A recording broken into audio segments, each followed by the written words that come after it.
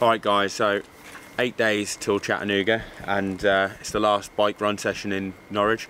Flying out tomorrow, so this is a typical session that I've done loads of times in the past, probably for the last 6-7 years for an Ironman, and it is a little warm-up out of town, and then it's about a 64-kilometre loop, and I ride that around Ironman pace.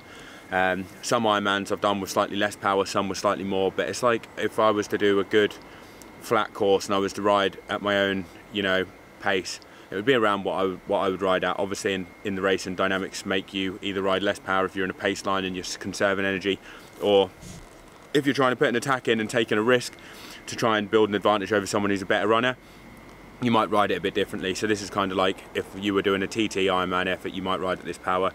But basically it's just a nice solid effort for 90 minutes. I would say generally it starts off feeling worse, and then once you get 30 minutes in, you actually start feeling better and better, and in the last 30 minutes you're kind of telling yourself not to push any harder. It's just to tick the box and get a bit of race pace, get a feel for it, and really dial into that effort. It's not really to gain any fitness, it's just to kind of get yourself ready and into the field of pacing. And then we come here, I'll quickly put the bike on the car, put my run stuff on, and then I'll do a 6 to 8 mile run off the bike. That'll be roughly around Ironman pace or effort, should I say. I have been using like non-carbon shoes for pretty much all my runs since Lake Placid. Very rarely have I put on a carbon shoe. I think I might have used it once since then, since July, other than a race. Couldn't think about it, I haven't done any racing, so yeah, probably once. So I'm going to use the carbon shoes today, more for a confidence booster rather than anything else, just to make the pace feel easy and to get myself in the right frame of mind, because I feel like that's half the battle with racing, is going to the race knowing that it feels good, it feels easy, and you're confident that you can do a good race. So that's the plan. Got the kit here, deciding what to use between road bike helmet and TT helmet. I think I'll go for the TT helmet just because I want to see how I'm holding my head in position. I've taken away the drink bottle at the front for this session, because I feel like that makes me hold my head a bit higher, so I kind of want to see how it looks and get a feel for it. It might come back before Chattanooga. I'll just see how it looks today. Got the run stuff here, got these shoes, want to give these a go. I actually raced in these before and I use these for training. These feel fantastic, love these shoes. You can get really good tension, mega comfortable, but takes so long to put on once you get onto the bike. If you do a mount, that I feel like you end up losing a lot of time, 25 seconds, something like that, maybe more, before you can actually start pedaling properly. And if you get out with a pack, they're up the road 300 meters and you've kind of lost all the advantage. So plan is to give these a go. If these feel comfy and I feel like the power's good, I'll use these, because I know I can get my foot in them instantly and then you're gone, which could be decisive, especially if you get out the water with a group and you want to put an attack in. Last time when I did Chattanooga, me and Sam Long got out the water. We got out with Lionel Sanders, but we had a better transition. We hit the gas straight away, and us two made a breakaway and ended up riding up to the lead group within 10-15 kilometers.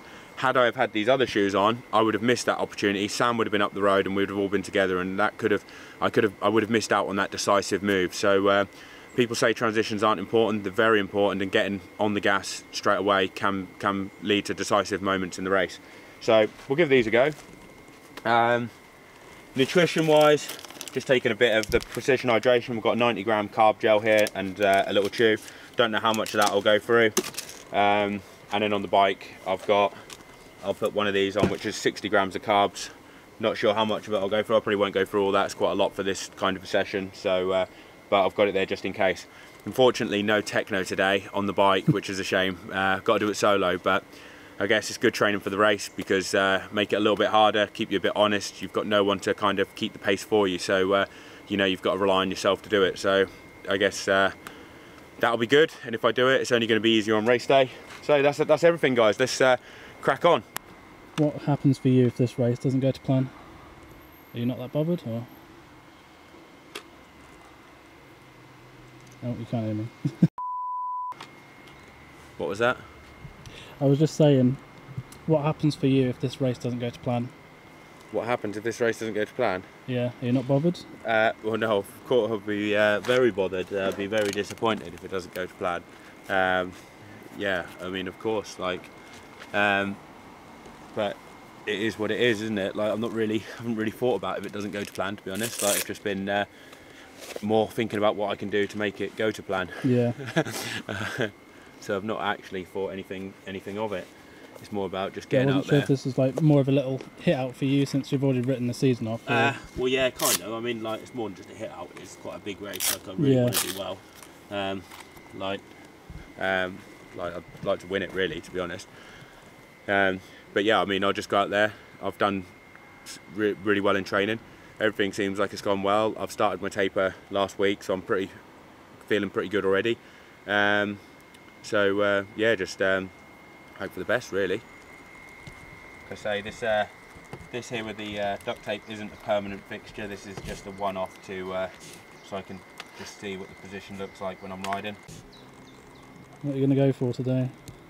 Any more Dutch techno?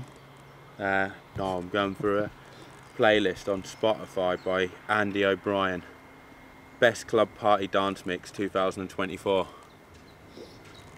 Started off with a bit of Snoop Dogg. You were getting flamed in the comments. Been getting abused on YouTube for the music choice, but guys, I'm not at home flipping chilling out. I'm like pumping, you know. we're not messing about on these sessions. You need something with that's going to get you going, you know. And Ed Sheeran might be nice to relax to on a Friday evening when you're having your dinner, but it ain't going to get you running 180 steps per minute, is it? And it isn't going to get you running sub 6 minute miling. It's more like, no, probably not. You're going to feel like, oh God, I've blown it. This is my race gone down the drain again. Right, that's it. Give me all of your lies, 'cause you're my demon in disguise. I learned to love the cage you keep me in, but the walls keep closing in, and I don't wanna die, but your poison feels so right. Why do I want you when you're bad for me? My perfect storm, my beautiful catastrophe.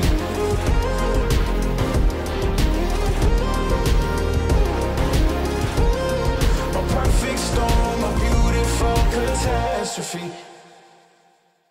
How was that? That was good. The power was like 298. Would have been like over 300, but a few times I lost it because of like flipping traffic. Right, to slow right down. Next thing I know, I lost 10 watts. But the speed was incredible.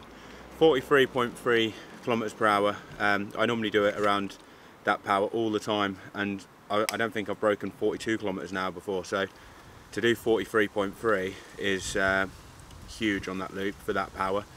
I always find this quite a good test of like your equipment, because the power's staying the same, and although conditions can make a bit of difference, or you know, when you've done it over the course of like, God, probably from like 2017 to now, so we're talking like 7 years worth of data, you get a really good idea, and that's the best it's been. So yeah, well chuffed with that. See how this run goes. I do wonder though, one thing I do wonder is if that power meter was under reading a bit, because it felt like it was a little bit harder than 300, and the speed was so much higher than what I would normally expect, like 1.5, 1.6 k's an hour. But if it was, it wouldn't have been more than 10 watts, and it wouldn't have been nowhere near that much speed. So yeah, a huge sign, a positive sign. Yeah, definitely. Looks like you were going fast.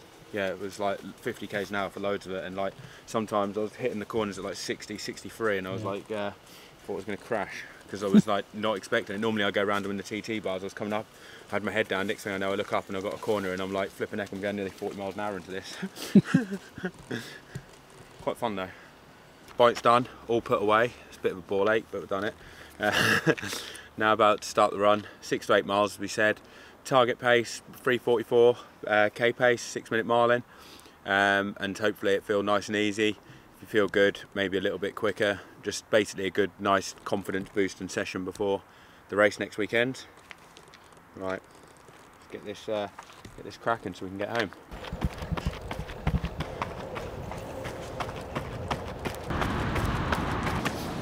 Got no techno today, so I'm having to raw dog it. No tunes, no techno, so the junkyard dog is going back to his roots. No one raw dogs better than the junkyard dog. Woo, woo, woo.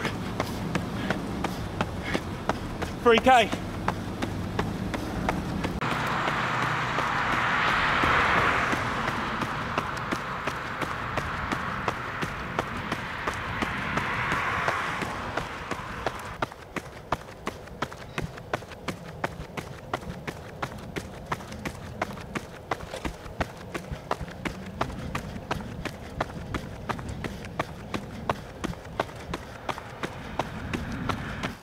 20 metres. Sticking to his watch like always. What's that? Sticking to his watch, he's a good man. Yeah, I wanted to make sure it was 8 miles. Pretty good. It was, saving it now, see what the average was, 12.88. Just basically bang on 8. 3:38. I did pick it up a bit for the last last 2.5k, which was definitely quicker than Ironman pace, but it's more for a bit of fun really. Just something to do, and that was probably around 3:30s for the last 2.8k, or when we started the lap for the last time to here. So yeah, that's done. Just going to do an easy jog back, should probably be about 500-600 meters, and then yeah, that's last hard session really. Just a little taper session next week, probably like 30 minutes at race pace for a little 5k run. Probably do that on the Wednesday, and yeah, nothing more to do, just making sure you don't get ill and feel good on race day.